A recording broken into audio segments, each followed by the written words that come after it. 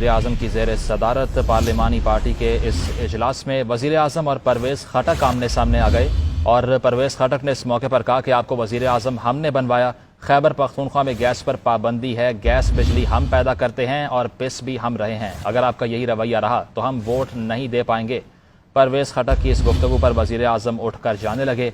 वज़ीर-ए-आज़म ने कहा कि अगर आप मुझसे मुतमईन नहीं तो किसी और को हुकूमत दे देता हूँ। बात करेंगे अपने नुमाइंदे आतिफ भट्ट से। आतिफ, ये बहस व तकरार रही परवेज़ खटक और वज़ीर-ए-आज़म के दरमियान।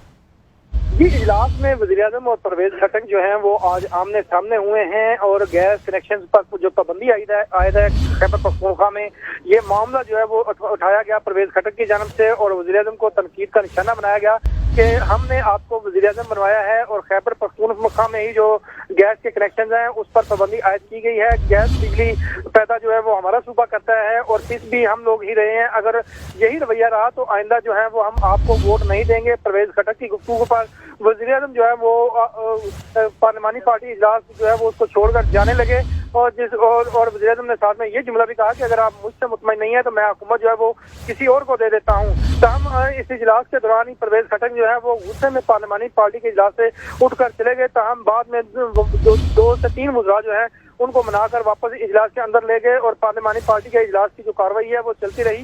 तमाम आज गैस कनेक्शन पर जो खैबर पख्तूनख्वा में पाबंदी आयद है उस मामले पर वज़ीर-ए-आज़म पर परवेज़ खटक के सामने जो है वो तनकीद की गई और वाज़ेह किया गया कि हमारा सूबा जो गैस बिजली पैदा करता है और इसके बावजूद उसी की आवाम जो है उनको गैस जो है वो कनेक्शन पर पाबंदी आयद की गई है।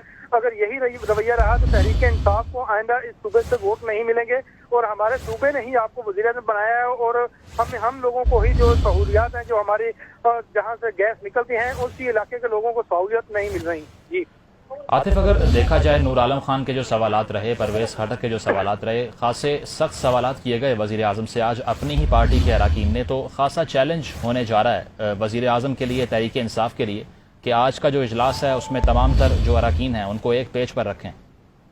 जी, आज जो तहरीक इंसाफ की जो पार्लिमानी पार्टी का इजलास था इसमें हुकूमत को जो अरकान हैं उनकी जानब से सख्त सवालात जो हैं वो किए गए हैं। जो नूर आलम खान हैं उनकी जानब से भी वज़ीर-ए-आज़म से सख्त जो सवालात हैं वो पूछे गए हैं और इसके साथ ही जो थ्रू जो इजलास चला है इसमें मिनी बजट के हवाले से अरकान और खसूसी तौर पर जो स्टेट बैंक का मामला है जो बिल है उस हवाले से भी अरकान की जानब से जो है वो वज़ीर-ए-आज़म इमरान खान से और जो पार्लिमानी पार्टी है इससे सख्त सवालात किए गए। ठीक है आतिफ, आप साथ मौजूद रहिए। सीनियर एनालिस्ट सईद काजी साहब ने हमें ज्वाइन किया है। सर शुक्रिया आपके वक्त का। बताइएगा, वज़ीर-ए-आज़म साहब से अपनी ही पार्टी के अरकान, खा वो परवेज़ खटक हो, नूर आलम खान हो, खासे सख्त सवालात किए गए और गैस ना दिए जाने पर परवेज़ खटक तो उठकर भी चले गए जिनको बाद में मनाया गया।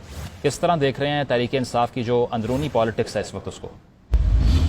देखें, खान साहब का और ये डायलेमा यही था कि जब वो सियासत में आए हैं तो उन्होंने उसी प्रोफेशनल जो एक पॉलिटिशियंस हैं उन पर ही रिलाय किया और उसी क्लास की जो लोग थे, ये पहले पीपल्स पार्टी में होते थे, ये जो खटक साहब हैं, तो सियासी मुसाफिर जो होते हैं वो हवाओं का रुख देखते हैं। हवाओं का रुख जो है वो उन्होंने उनका मनताए मकसूद एक सीट होता है या अपनी पावर में रहना होता है। वो ये मसला नहीं होता कि इमरान खान के पीछे चलते हैं या बेनजीर भुट्टो के पीछे चलते हैं या किसी, क्योंकि कोई नजरियाती बेस तो होती नहीं इन पार्टियों की, मालियाती बेस ही बुनियादी तौर पर होती है। तो इसमें कोई हैरत की बात नहीं है। खान साहब अगर मौकम रहे और इस रियासती ढांचे में जितनी देर तक वो रेलेवेंट रहेंगे, छोटी मोटी लड़ाइयाँ होंगी, बाद सुलह भी हो जाएगी। और जब यही लोग देखेंगे कि जनाब ये अब इनका नहीं है कोई सिलसिला आगे कंटिन्यूएशन, तो ये फिर नई मंजिलें तलाश करेंगे। तो इसमें मैं समझता हूँ कि ये हमारी सियासत का खासा है और ये इस वजह से है, ये इसलिए है क्योंकि जब आपकी जो एक कोई नजरियाती बुनियादें नहीं रही तो पार्टियों में मालियाती बुनियादें बन गई हैं।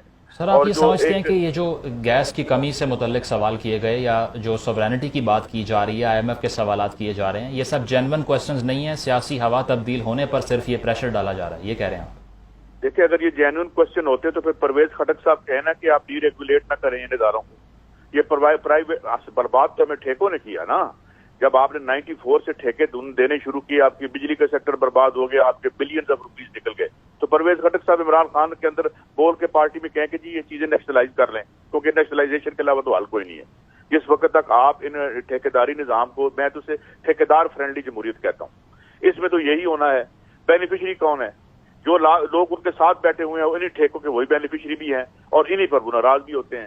یا تو کوئی نظریاتی لڑائی ہو کہ جناب یہ جو ہم نے جو ان بنڈل کیا تھا اپنے انرجی سیکٹر کو ان بنڈل کیا, اس دن سے پاکستان برباد ہونا شروع ہوا. 1994 سے برباد ہونا شروع ہوا. یہ زرداری صاحب کی گورنمنٹ میں ہوا, بے نظیر کو.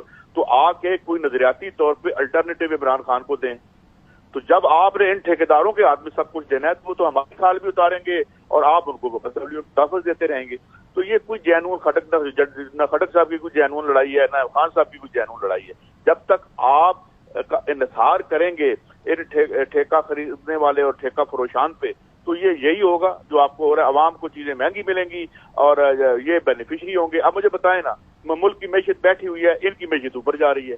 اس طرح بھٹی صاحب بھی کہتے ہوتے ہیں میرے جو کو ہوسٹ ہیں کہ جناب ایک معیشت ان کی معیشت کو آپ ذرا خٹک صاحب کی معیشت کھول کے دیکھیں, ذرا خان صاحب کی معیشت کھول کے دیکھیں, یا آپ مسلم لیگ نون کی ذاتی معیشت کھول کے دیکھیں. یہ ساری کی ساری اوپر جا رہی ہے, ہماری نیچے جا رہی ہے, اور ایک ہی ملک ہے, ایک ہی جگہ پہ ہم رہتے ہیں.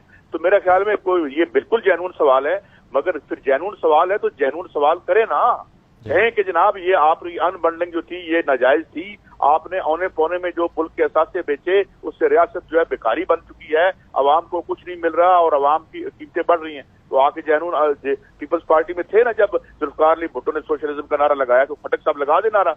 تو اس لیے میرے خیال میں ان کی لڑائی بھی جعلی ہے اور جو دوستی ہوگی وہ بھی جعلی ہوگی. لیکن سر ایک پولیٹیکل کرائسس کی بھی یہ انڈیکیشن ہے, کیونکہ اگر کے پی بلدیاتی الیکشن کی بات کریں وہاں سیٹ بیک رہا گورنمنٹ کے لیے, جہانگیر ترین جو ہیں وہ بھی ڈسیڈنٹ بن چکے ہیں, اور اب یہ اس طرح کی وائسز بھی اٹھ رہی ہیں. کیا لگتا ہے کہ تحریک انصاف اس ڈس انٹیگریشن کو اب مزید ڈیل کر سکتی ہے کہ نہیں؟ دیکھیں بات یہ ہے کہ پولیٹیکل کرائسس کب نہیں تھا. پولیٹیکل کرائسس تو جس دن سے ہم ہیں اسی دن سے پولیٹیکل کرائسس دیکھ رہے ہیں. آپ کی ایک پارٹی جو ہے وہ بیٹھی ہوئی ہے جس پیپلز پارٹی, وہ کرائسس جب تک ان کے پاس وہاں طاقت ہے, وہاں ان کے بینیفیشری ہیں, وہ وہاں بیٹھے رہیں گے.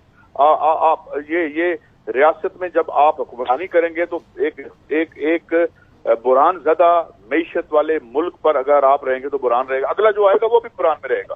اس کی وجہ یہ ہے کہ جب تک 1% کی معیشت ہے اس کو ریاست سنبھالتی رہے گی, اس کو برباد کرتی رہے گی, جو بھی آئے گا وہ بحران میں رہے گا. تو بحران ہے, اپنا عمران خان کے لیے بھی بحران ہے, اور میں تو پہلے کہہ چکا ہوں کہ عمران خان کا جو سب سے بڑا دشمن ہے وہ ان کا سیاسی اور معاشی نظریہ ہے, کیونکہ سیاسی اور معاشی نظریے وہی ہے, یہ کنٹینویشن ہے. یہ نواز شریف کی, بے نظیر بھٹو کی, یا جو neo liberal economic project 80s میں یہ لے کے آئے تھے, اس کو کنٹینیو کر رہے ہیں. یہ کہہ رہے تھے جی ہم بہتر چلا لیں گے کرپشن ختم کر کے. اب ایک نظام یقیناً وزیر اعظم عمران خان کے لیے ایک بڑا چیلنج ہوگا یہ. سعید قاضی صاحب آپ نے ہمیں قیمتی وقت دیا, آپ کا بہت شکریہ. اس کے علاوہ ہمارے نمائندے عاطف بٹ اپڈیٹ کر رہے تھے, آپ کا بھی بہت شکریہ.